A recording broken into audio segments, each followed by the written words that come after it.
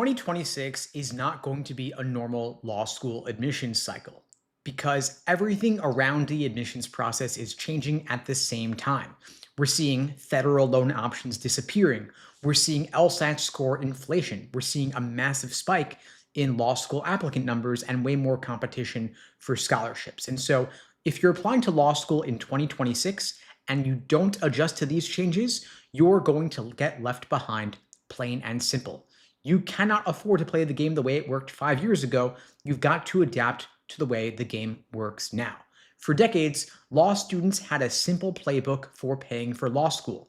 They would take out federal Stafford loans for the first portion of tuition and fill in the rest with Grad Plus loans, which are federal loans that covered everything else, like remaining tuition, living expenses, fees, even if you wanted to get a new laptop. And you didn't need a cosigner, you didn't need amazing credit, and you got access to benefits like income-driven repayment, public service loan forgiveness, and generous deferment options. And of course, none of this was perfect, but it worked pretty well, and it gave students flexibility and breathing room. But that system is going away. The government is phasing out Grad Plus loans. Of course, you'll still get Stafford loans, but they're not going to be enough to cover an $80,000 per year law school bill. And this change goes into effect starting July of this year in only about 6-7 months, affecting everybody starting law school this fall. And so now you have three options. Option number one is to take out private loans. But the problem is that private loans are a whole different ballgame. The interest rates are higher, the repayment terms are stricter, and there's no forgiveness if you go into public interest law. And if times get tough, you're on your own. There's no deferment, there's no forbearance, and private lenders also base approval on your credit score and income. And guess what most law students don't have before school? High income and excellent credit. So you might need a cosigner, you might not even get approved at all. And even if you do, the debt load can quickly spiral out of control. Your second option is to get family support. And if you've got parents or relatives who are willing and able to help, of course, that's great, but most students don't have that option. Many law school applicants are their first in their family to go to grad school, or they're coming from middle income or working class backgrounds where six-figure tuition just is not something their family can cover. And so the third option is to get scholarship money. And this, in my view, is the best path. It's the most stable, but it's also the most competitive. And the number one factor schools use to decide who gets merit scholarships is your LSAT score. Not your essays, not your volunteer work, not your undergraduate GPA. It's that single three-digit number out of 180. And so let's say you and another applicant both have solid applications, but you score a 164 on the LSAT and they score a 170. They're going to get a $50,000 scholarship and you might get nothing. And law schools are not shy about this. They're not hiding this fact. They need high LSAT scores to boost their rankings, so they reward those scores with money. And so if you want a scholarship, especially now that Grad Plus loans are disappearing, you've got to become the person they want to pay to attend. And that means treating the LSAT not as just another test, but as a financial strategy.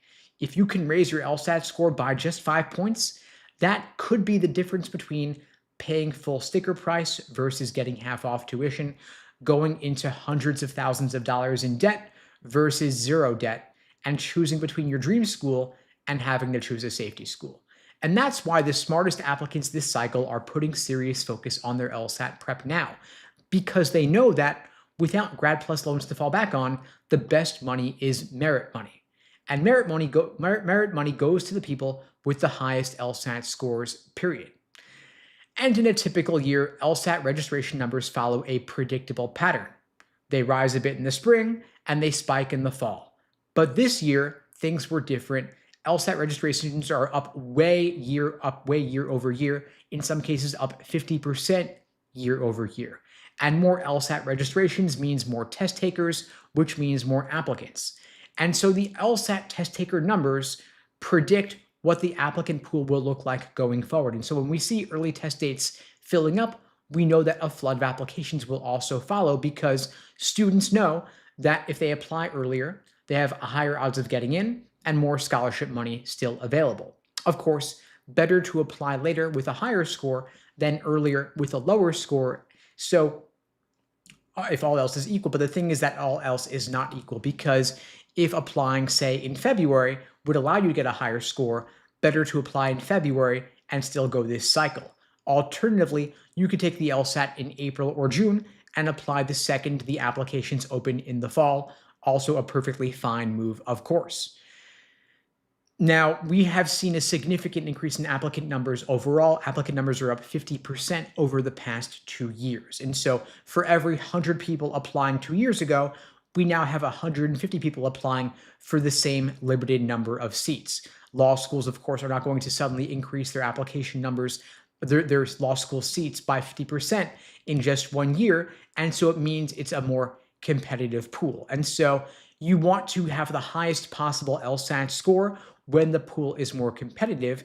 And the best way to apply with a higher score is to put more effort into your LSAT prep and to retake if necessary. Law schools do not average multiple LSAT scores, but rather they only take the highest score on record into consideration. And the LSAT's offered 8 times per year, used to be offered only 4 times a year. The number of opportunities to take it has now doubled, which is part of what is contributing to LSAT score inflation. And by LSAT score inflation, I don't mean the LSAT got easier. I mean the distribution of scores is slowly creeping upward. Now, the biggest factor is accommodations. When you qualify for accommodations on the LSAT, you might get time and a half, you might get double time, more frequent breaks, a quieter testing environment, and these changes are crucial for those with learning disabilities, whether it's ADHD, anxiety, or other medical conditions, and the intent is to create a level playing field. But there's a catch. Those who test with extra time tend to score significantly higher, and that is backed by the data. When you give someone 53 minutes per section rather than 35 minutes per section, or even 70 minutes per section rather than 35, it is a massive advantage.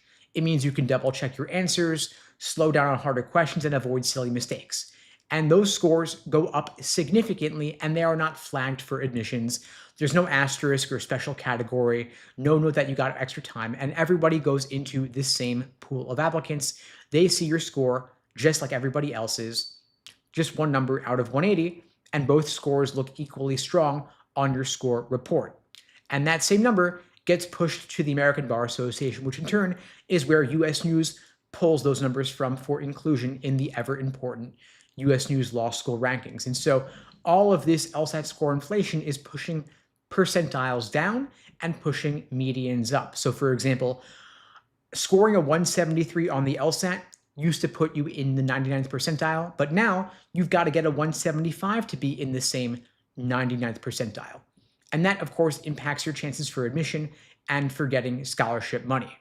And I'm not talking about fairness or debating the fairness of the system. I'm only about understanding your playing field and adjusting your strategy accordingly, because if you're not getting these built-in time advantages, you've got to outperform. A 170 might have been good enough a couple of years ago, not anymore. Now, to stand out at top schools, especially for scholarships, you've got to be hitting the 75th percentile or higher.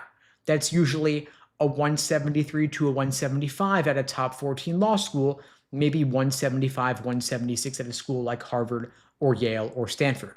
And law schools care about the numbers, your LSAT score, your GPA, all the other factors, the soft factors, the application essays and such. They're not quantifiable, so they don't really impact things in quite the same way. And if your LSAT score is not up to par, if it's a bit weaker, it can destroy your financial future, even if you still got into law school. I mean, imagine that you apply to a private law school, tuition is $65,000 a year, but then you got to add in living expenses like books, fees, bar prep. The total cost of attendance could hit $250,000 or even $300,000 over the course of 3 years. So if you get zero merit aid, no financial aid of any sort, you're taking out big loans, maybe private loans, not just federal student loans. And so you're taking on significant debt, and then you land a public interest job paying only $65,000 per year.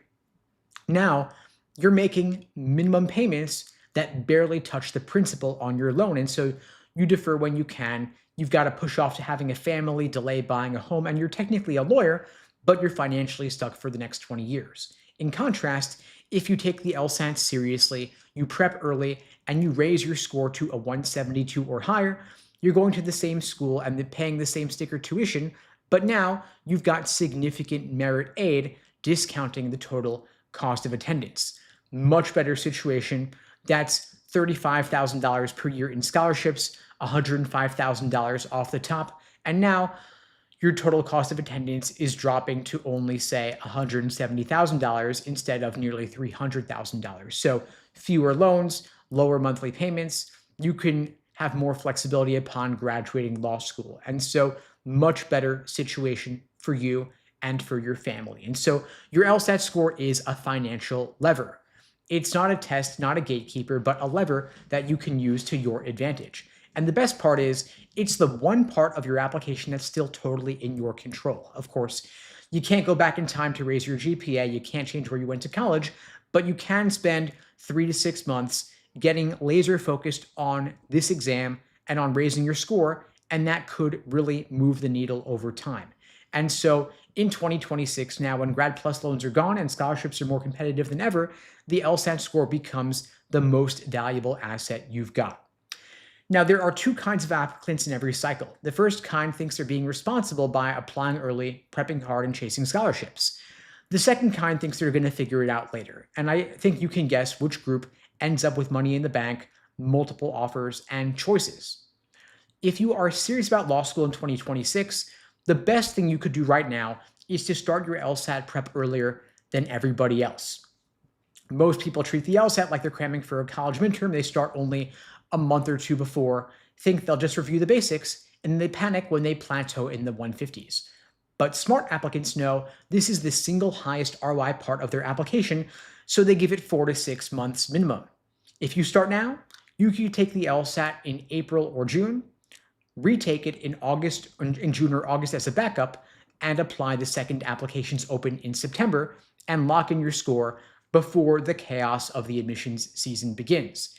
Now, you also don't want to target the median of the school because that's last year's number. You want to target the 75th percentile of the schools that you're applying to because you want to not only get in, but also get significant scholarship money. You don't want to pay sticker, and you don't want to get waitlisted. You also want to get real about the finances now, not later. Average applicants might apply to 12 schools, get into only 4 of those, pick the most prestigious, and take out whatever loan package they're offered. Then they spend the next 10 years paying for that one rushed decision. But smart applicants do the math before they apply. They ask, what is my target scholarship amount? What LSAT score will get me that? Which schools reward high scores the most? And can I graduate with under $100,000 in debt? In other words, the smart applicants reverse engineer a financial outcome, not just an emotional decision. You also want to practice under real test pressure.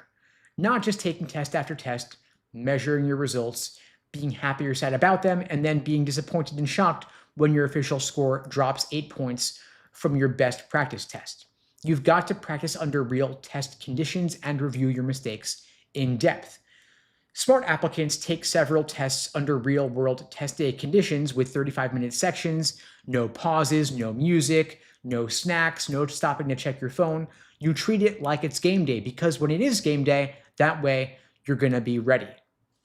You also want to remember for motivation that your score is leverage.